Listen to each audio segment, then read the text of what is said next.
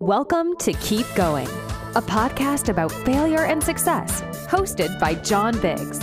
Every week, we talk to an amazing person about a time they failed and what they learned. And remember, when you're going through hell, keep going. Welcome back to Keep Going, a podcast about success and failure. I'm John Biggs. Today on the show, we have Arjun Basu. He's a writer and a podcaster. Welcome, Arjun. Thanks for having me. Yeah, so I wanted you on here. We met last week. I wanted you on here to tell us about magazines, which I suspect they're near and dear to both of us, and is also a tale of sadness and woe that is uncomfortable in I guess modern media. So welcome. Well, it's success and failure. I mean, we're going to cover them both. And I wish it had success again, but I'm not sure if that's ever going to happen. Well, we'll get into it, but it'll be a different kind of success. And I think the goalposts have shifted. Let's put it that way. Mm-hmm. So you also do a podcast. Why don't you tell us about your podcast? Yeah. So the podcast is called The Full Bleed. It's part of the Magazium Network, which is sort of a storehouse for everything magazine, Magazium.co. Mm-hmm.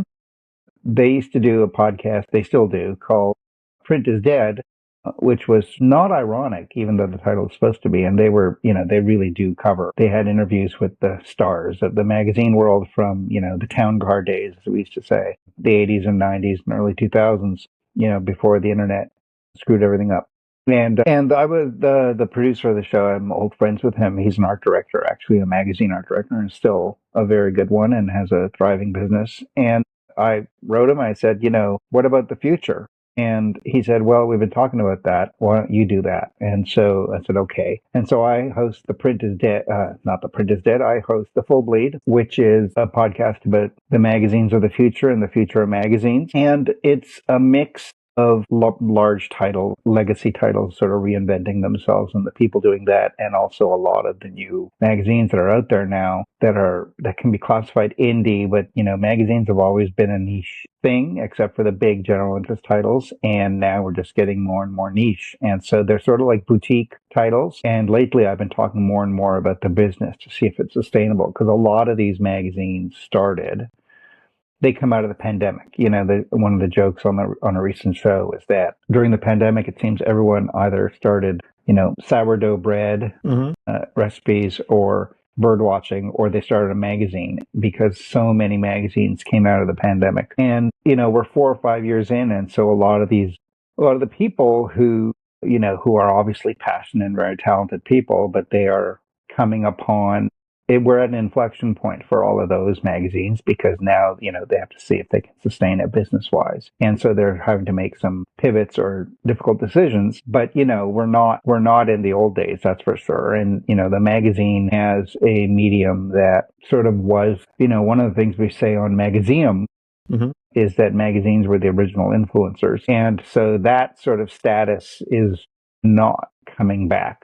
But print kind of is, so it'll be interesting to see how the industry as a whole navigates this coming up. Let's talk a little bit about the early days. I mean, obviously the town car days, where you and I both remember. I was just reading Kat Marnell's book, How to Murder Your Life.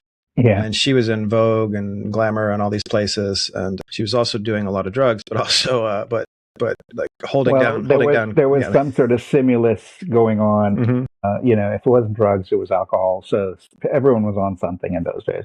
So you had magazines that were getting, 12 million circulation a month. So that meant literally 12 million copies of that thing were going out to people.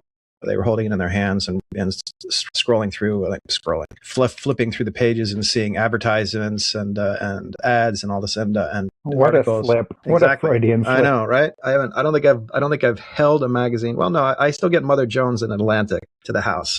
I don't actually know why, because it's like the stuff's almost unreadable in like print at this point.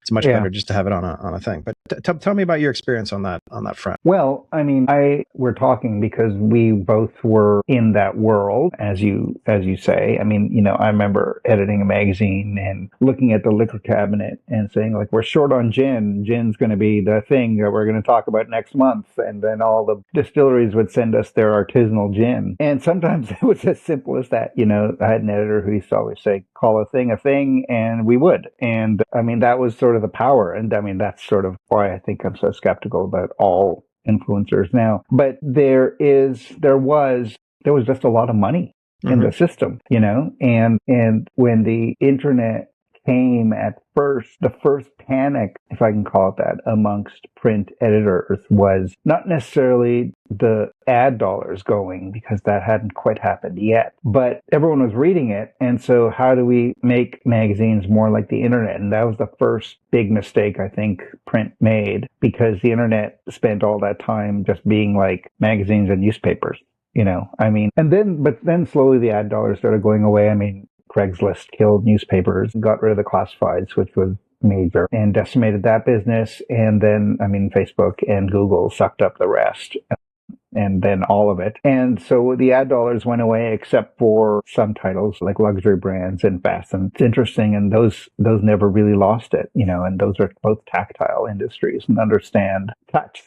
So they never quite lost their advertising, but even those companies, Vogue is a good example, had to really pivot to video and the internet and digital and become a multimedia operation. In some ways, it was good because it forced editors, out of their drunken chairs and to really think about what they put in strategically. As strategy used to mean just deciding how the book was assembled and what story would go where, and if a certain story was right for a certain issue. And then it became three-dimensional, and so that made some people weren't good at it, and some people were great at assembling books but not thinking three-dimensionally. But the main thing is, the money went away, and so what do you do then? And a lot of magazines went out of business. That's the truth of the matter. We all know that. And all magazines, even the most successful ones today, lost their readership. And so those magazines that were, had 12 million subscribers, that didn't happen anymore, and that doesn't happen anymore. We've seen a fragmentation of all media. I think I'm old enough to remember the final episode of MASH, and which had like I don't know what the share was, but it was crazy. It was like 75 or something insane, and that means more than half the people watching TV at the time in North America were watching that episode of MASH. And that doesn't even happen for the Super Bowl. So, So all media has been fragmented. General interest as a whole doesn't really hold anymore. And the same thing happened in retail. Department stores don't really work as well as they used to.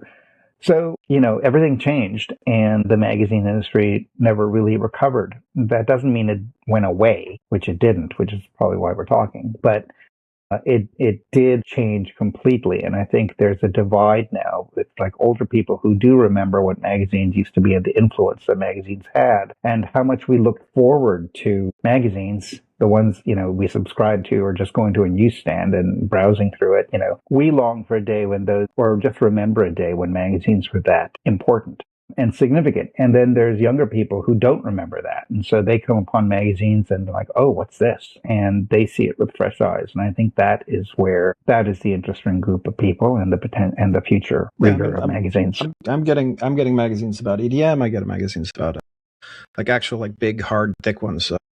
That are considered they're more like paperback books at this point, and I think that's kind of the mission. What do you think happened culturally to us that changed that desire for a communal event? Why don't we have another MASH? What should we call it? Well, finale. You were in media that studied tech and that covered tech, and so you know the answer to that question. And I don't want to admit it. I've created this podcast quite literally to pay penance for all the horrible things that I've done. As well, you should. Yeah, I know.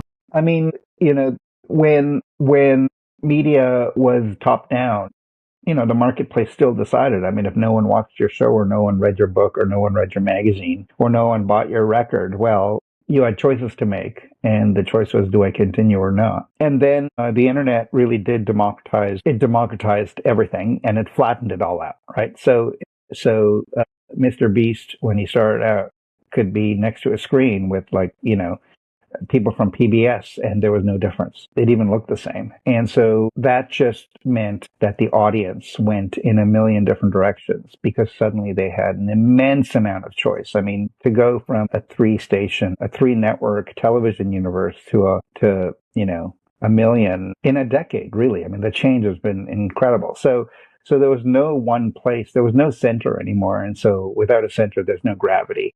And people just start drifting in different directions. And that's what happened. And it happened in every single medium. It happened in, well, everywhere. What didn't it happen in? And it even happened socially, it happened politically, it happened all over the place. And so we don't have a center anymore. I think one of the interesting things that happened with the World Cup, which just ended, is that it kind of felt, even if you weren't watching it, you were aware of it. It kind of felt like there was a center for a few weeks, even after our teams were both eliminated in the same round. We still kept watching, and the numbers for both, Fox and Telemundo and all over the world were phenomenal. But even at that, the Fox Telemundo numbers hit 40, 50 million at most. They don't come close to MASH. The Super Bowl doesn't come close to that now. Although, that's the most guaranteed watch party in the world. So it's really rare to have these occasions where we become a kind of a monoculture in a way, around certain events. That just doesn't exist anymore. And that's, on the whole, that's actually good. It just gives a lot more people access to voices that maybe they didn't hear before. It allows certain niches to thrive. But at the same time, we've lost that sort of water cooler discussion, Now, so this is a question that's kind of been bothering me for even before this conversation. Like, it could be like the old Principal Skinner meme. Are the kids wrong, or is it me? And it has to be that the kids are wrong, right? So could it just be us not seeing that gravity, not feeling that gravity the way we used to? I mean, I think so. But like every Gen Zer knows Olivia Rodrigo and Boy Genius and all these bands that it took us years. I mean, it's like the first albums of that ilk came out in 2020 around the pandemic, and it kind of like defined their culture. And we're only listening to it now just because it's become sort of normalized. So that spread, that mimetic spread, could be something that we're missing. Yeah. I mean, old people are always the last to figure things out. Like, let's not, it doesn't matter what the bump in the generational curve is. But in my defense, I knew Boy Genius years ago. But okay, yeah. But, your point is well taken. But, there is a large amount, and the pandemic also did it. There are a large amount of younger people now who aren't into digital culture. They got tired. Everyone got burnt out. Especially the ones who had to go to school especially ones who were close to graduating, and I'm talking about college. They spent literally all their hours on a screen because they had to. And the reaction to that was, I can't take it anymore. Everything is flat. And one of the advantages of the internet is that you have access to everything. But if everything looks the same, what's the advantage, really? Would I rather see a statue on my screen, or would I like to go to the museum to see that statue, or even read a book and sort of, learn about it in a different way? And so there are the backlash to that, which I think a lot of people complain about, but which certain people are doing things about, is really quite evident in those younger people who we're talking about, those Olivia Rodrigo and Boy Genius fans who are like, wow, I really need to get away from this. So they're the ones buying tapes. Look, Taylor Swift started selling cassettes. And sure, it was a nostalgia play, but she sold a lot of them. And there was a reason for that. Just the sounds that we remember from a cassette, just that click when it goes into the cartridge, just, I still don't know how they work. They're such mysterious things to me. And just the pressing the play and the the push that you had to make on the play button with almost the click on a Walkman. These are tactile things that become a part of the experience as opposed to just, hitting a button or taking a remote and hitting play. And these young people also started reading books again. And more importantly for our discussion, reading magazines. A lot of the editors or founders that I've been speaking to, I'd say it comes up 60, 70% of the time as they're surprised by the age of their readership.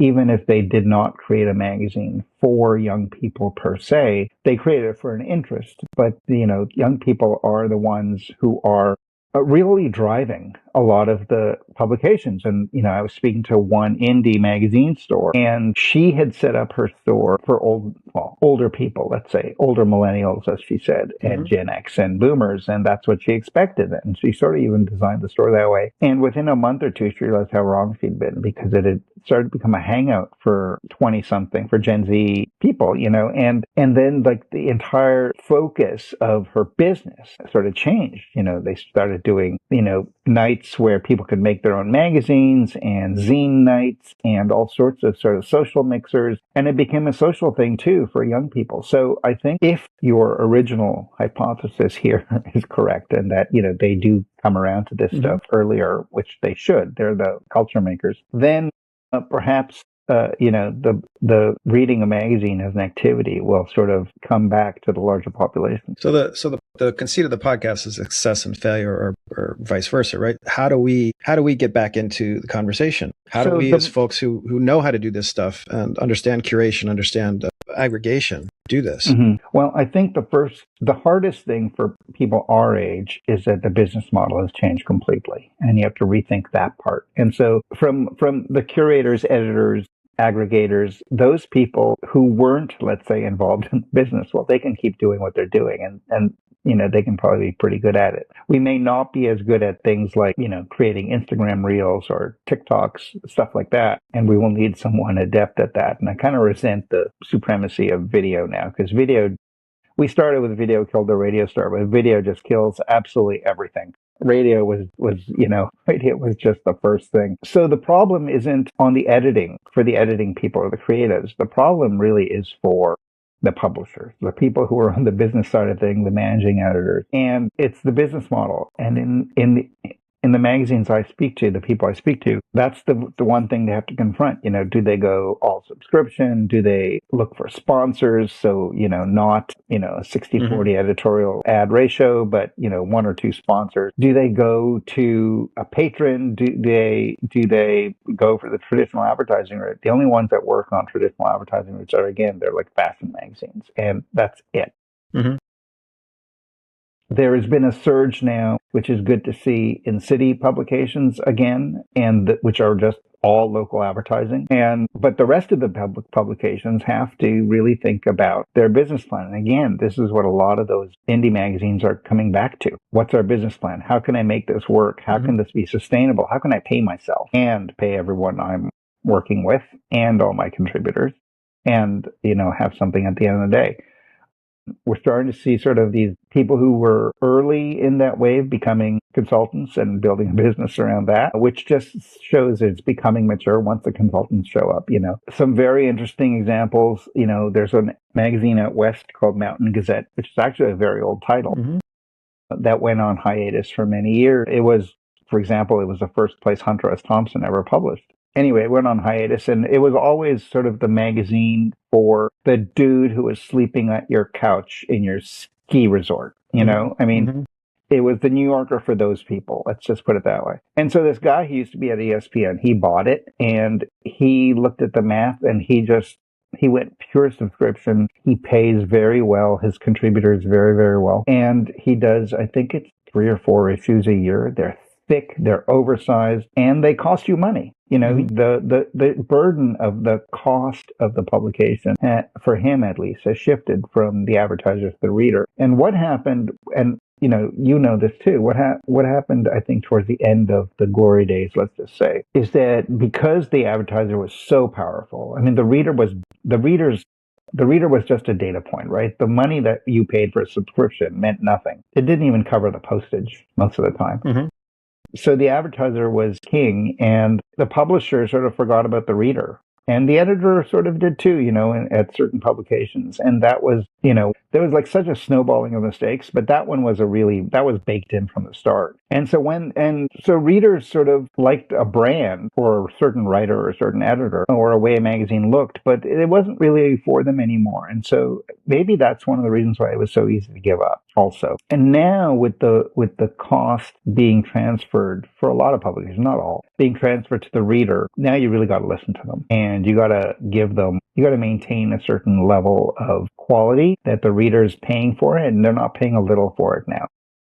My worry is that magazines become luxury items in and of themselves, and I don't want to see certain magazines Well, I that mean, certainly like that. vinyl's a luxury item, right? Vinyl is a luxury item, but it is, and you have to be able to afford wanting that quality. Let's just say, the quality of that sound, and it's also, I mean, everyone I know who still buys vinyl, I mean, they're just collectors. They're kind of freaks about it, and it's why I don't have a record player. I have one of those Crossley sort of things, but I don't have a stereo system with a turntable because I know I'd become one of those people.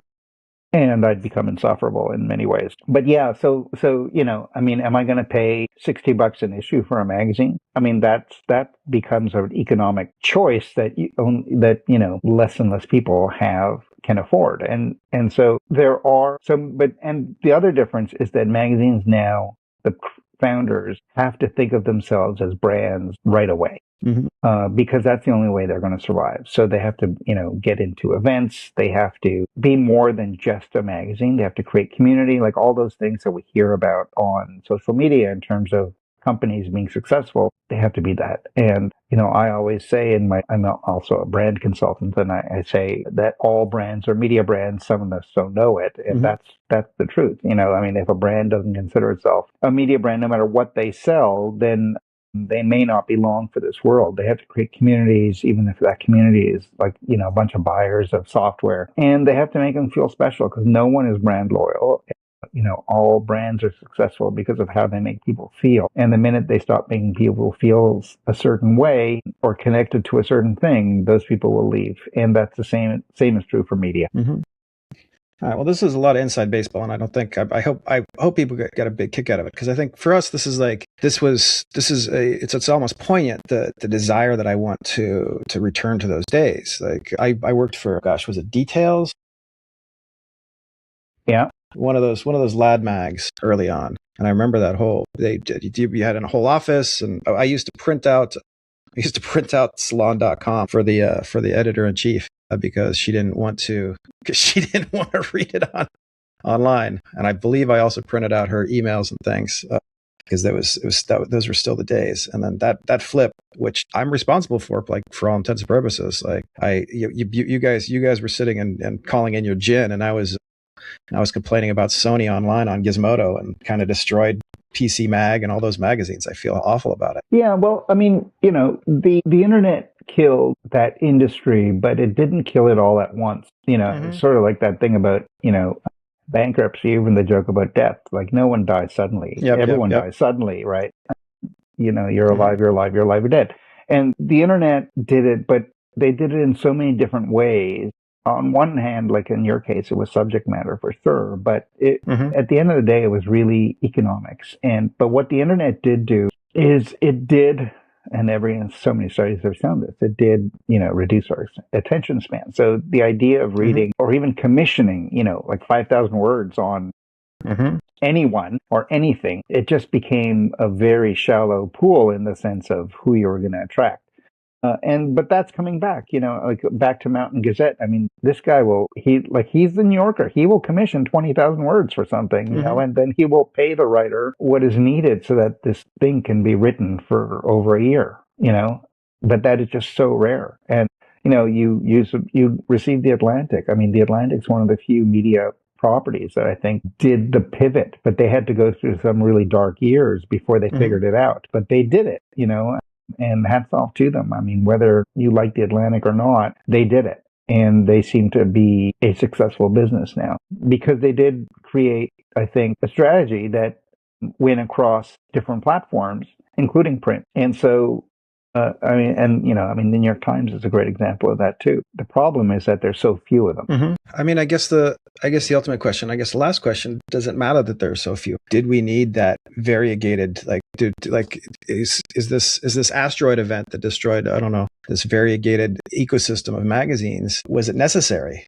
Right? Maybe it was necessary for us to get to the next level. Well, I think, if you look at media as a whole, then what is it? Is it an advertising vehicle or is it more than that?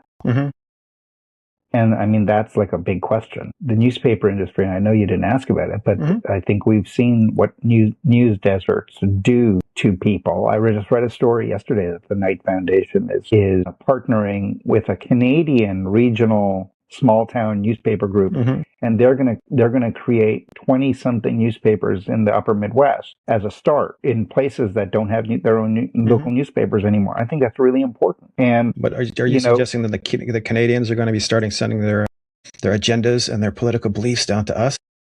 No, I don't. Well, with the way things are going, who knows? But and so magazines, did we have too many magazines? Well, the market decided that then, and some magazines worked, some didn't. I spoke to a recent episode we had was with the new editor-in-chief of Playboy, and his title is not just editor-in-chief, but it's chief brand officer. And there's another, talk about legacy, and most of the writers now are like young women, and so they're all trying. There's still some equity in those brands that we used to love, and there's going to be new magazine brands that come up that will break through sort of their indiness. But I think, look, you and I both know that the days are over. You are paying your penance, and I'm trying to bring it back. Yep.